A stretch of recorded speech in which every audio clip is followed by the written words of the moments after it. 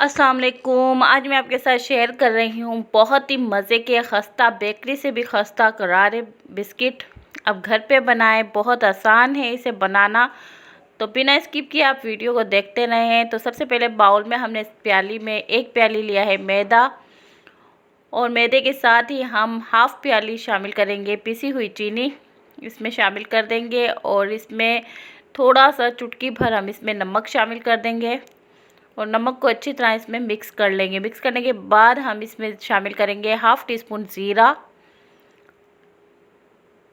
और हमने लिया है देसी घी। देसी घी को मैंने गरम करके रख लिया था, अब वो मैं इसमें शामिल कर रही हूँ। ठंडा होने के बाद इसमें शामिल करना है, और फिर हमने इसकी डो बनानी है।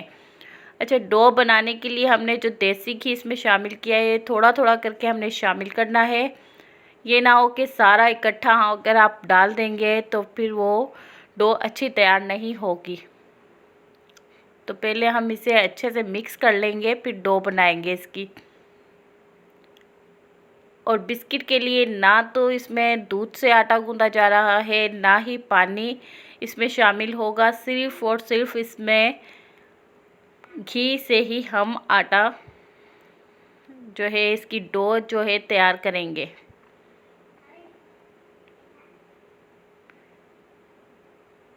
तो थोड़ा थोड़ा सा घी हम इसमें शामिल करेंगे और अच्छी सी डो बना लेंगे। ना ज़्यादा हमने इसको सॉफ्ट रखना है और ना ही ज़्यादा नरम रखना है, बिल्कुल दरमियानी सी इसकी डो बनानी है। और जितना अच्छा आप इसकी डो तैयार करेंगे, इतना ही अच्छा इसके बिस्किट का रिज़ल्ट आएगा।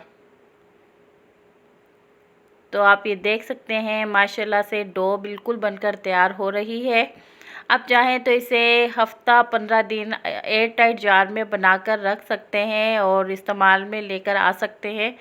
और शाम की चाय के साथ तो ये बहुत ही मज़े के लगते हैं। मैं अपने बच्चों के लिए ये बनाकर रखती हूँ, बच्चे शौक़ से खाते हैं। तो आप भी अपने बच्चों के लिए घर पे ये बना कर रखें। बाज़ार से अच्छा है कि आप घर पे ही ये चीज़ें बना लें, तो साफ़ सुथरा जो होता है बच्चों के लिए वो अच्छा लगता है कि साफ़ सफाई से अगर आप उन्हें बना कर देंगे। तो हमने ये देखिए गोल शेप में हम इसकी कटिंग कर लेंगे। और 1 प्याली में हमने लिया है अंडा, और उसे मैंने अच्छा सा फेंट लिया था, और ये बिस्किट के ऊपर हम हल्का हल्का सा ब्रश की मदद से लगा लेंगे। तो ये आप देख सकते हैं हल्का हल्का हमने ब्रश की मदद से इस पे लगा लिया है। और अब जो है हम इसे ओवन में 180 डिग्री पे हम इसे बेक कर लेंगे,